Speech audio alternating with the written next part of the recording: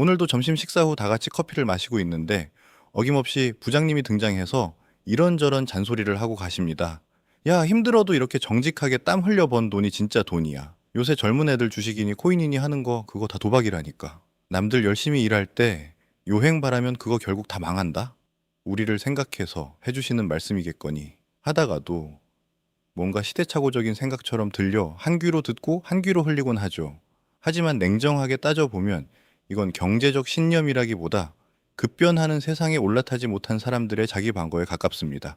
그들이 말하는 근로소득의 신성함은 자산 가격이 폭등하는 동안 본인의 구매력이 처참하게 파괴되는 것을 지켜보며 스스로를 위로하기 위해 만든 일종의 주문일 뿐입니다. 통계청의 가계금융복지조사 데이터를 살펴보면 대한민국 상위 20% 가구의 자산 구성에서 부동산과 금융자산이 차지하는 비중은 압도적입니다. 반면 하위 가구로 갈수록 소득의 대부분을 오로지 근로소득에만 의존하고 있습니다. 부장님이 투기꾼이라며 뒤에서 손가락질하던 옆팀 과장이 아파트 가격 상승으로 입가에 번지는 미소를 숨기며 여유롭게 커피를 마실 때 정직만을 강조하며 티타임마다 훈수 두던 부장님은 퇴직금 중간 정산까지 받아 자녀의 학원비로 소진하며 정년 이후의 삶을 담보 잡히고 있습니다. 물론 노동은 분명 가치 있지만 그 노동력에는 반드시 유통기한이 존재한다는 사실을 부장님은 간과하고 있습니다. 우리가 흔히 보는 50대 직장인들의 자산 구조를 객관적으로 살펴보면 한 가지 안타까운 지점이 발견됩니다. 자산의 80% 이상이 거주용 부동산에만 집중되어 있어 겉으로는 자산이 늘어난 것 같지만 정작 매달 쓸 수 있는 현금은 부족한 경우가 많습니다. 집값은 올랐어도 그 집은 내가 살아야 하는 공간이기에 당장 생활비로 전환하기가 어렵기 때문입니다. 평생 성실하게 일궈온 집 한 채가 노후에 든든한 버팀목이 되어야 하는데 오히려 높은 유지비와 세금 때문에 은퇴 후에도 경제적 압박을 느끼는 분들이 많다는 것이 우리 사회의 가슴 아픈 현실입니다. 부장님이 그토록 소중히 지켜온 자산이 정작 은퇴 후의 여유를 온전히 보장해주지 못하는 구조적인 한계에 부딪힌 셈입니다. 우리는 이제 부장님이 가르쳐준 방식과 정반대로 움직여야 생존할 수 있습니다. 가장 먼저 해야 할 일은 근로소득의 유통기한을 인정하고 이를 자산을 사기 위한 시드머니로 재정의하는 것입니다. 월급은 내 삶의 최종 목적지가 아니라 시스템을 구축하기 위한 연료일 뿐입니다. 내 몸이 노동력을 제공할 수 있는 시간은 한정되어 있지만 내가 구축한 자본은 내가 잠든 시간에도 쉬지 않고 일한다는 사실을 뼛속 깊이 새겨야 합니다. 배당이 나오는 주식, 임대 수익이 발생하는 부동산, 혹은 나를 대신해 가치를 창출하는 콘텐츠 자산을 확보하는 것이야말로 자본주의에서 가장 정직한 생존 전략입니다. 또한 부자를 투기꾼이라 비난하며 심리적 위안을 얻는 습관을 과감히 버려야 합니다. 부장님이 누군가를 비난할 때 우리는 그가 왜 그 매물을 샀고 어떤 타이밍에 진입했는지 집요하게 분석해야 합니다.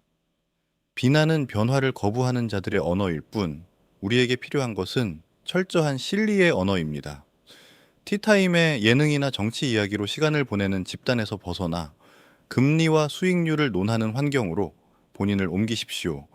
부장님의 낡은 레퍼토리에 고개를 끄덕여주는 일은 이제 멈춰야 합니다. 데이터는 거짓말을 하지 않습니다.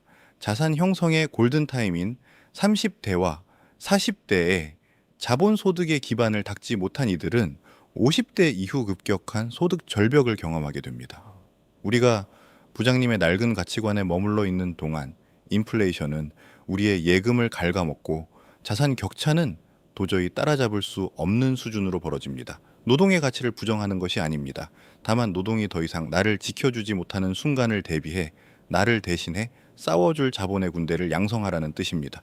이것이 우리가 매일 반복되는 좁은 출근길에서 내려 진짜 자유를 찾을 수 있는 유일한 탈출구입니다. 다행히 우리에게는 부장님 세대가 갖지 못했던 강력한 무기들이 있습니다.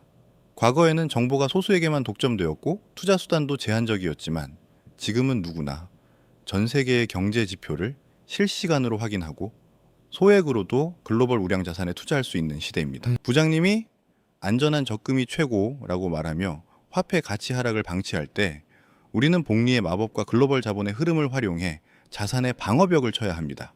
인플레이션이라는 거대한 파도는 막을 수 없지만 그 파도를 타고 나아갈 배를 만드는 법은 지금 당장 배울 수 있습니다. 지금 우리에게 필요한 것은 적당한 성실함이 아니라 지독한 현실 감각입니다. 주변에서 들려오는 근거 없는 낙관론이나 어떻게든 되겠지라는 안일함을 과감히 쳐내야 합니다. 부장님이 말하는 그 정직한 노동의 프레임을 깨고 나오는 순간 비로소 진짜 자본주의의 민낯이 보이기 시작할 것입니다. 대한민국의 평균적인 삶이라는 달콤한 유혹에서 벗어나십시오. 상위 10%가 아닌 나머지 90%의 삶을 규정하는 것은 다름 아닌 관성입니다. 어제와 같은 오늘을 살면서 다른 내일을 기대하는 것만큼 어리석은 일은 없습니다. 부장님의 뒷모습을 보며 느꼈던 그 막연한 불안함을 이제는 구체적인 실행에 동력으로 바꿔야 합니다. 우리가 30대와 40대에 치러야 할 대가는 지금의 절제와 공부이지만 이를 외면했을 때 50대 이후에 치러야 할 대가는 생존 그 자체의 위협이 될 것입니다. 결국 돈의 문제는 철학의 문제로 귀결됩니다. 돈을 단순히 소비의 수단으로 보는가 아니면 내 자유를 지탱하는 기초로 보는가에 따라 우리의 행동은 완전히 달라집니다. 내 소중한 시간을 온전히 나를 위해 쓸 수 있는 권리, 그것이 우리가 자본을 축적해야 하는 진짜 이유입니다. 이제 사무실 책상에 앉아 멍하니 부장님의 뒷모습을 바라보는 일을 멈추십시오. 대신 여러분의 통장과 자산 현황을 냉정하게 숫자로 기록해 보십시오. 그리고 그 숫자들이 5년 뒤, 10년 뒤에 인플레이션을 이기고 살아남을 수 있을지 자문해 보십시오. 만약 답이 부정적이라면 지금 당장 부장님이 그토록 비난하던 공부와 실전의 영역으로 뛰어들어야 합니다. 남들이 투기라고 부르는 것을 투자로 바꾸는 힘은 오직 여러분의 지식과 분석에서 나옵니다. 우리는 동료로서 서로를 격려하며 이 길을 가야 합니다. 우리만의 무기는 배당주가 될 수도 있고 수익형 부동산이 될 수도 있으며 혹은 여러분만의 고유한 지식 콘텐츠가 될 수도 있습니다. 무엇이든 좋습니다. 중요한 것은 내 노동이 아닌 자본이 일하게 만드는 구조를 지금 이 순간부터 만들기 시작하는 것입니다.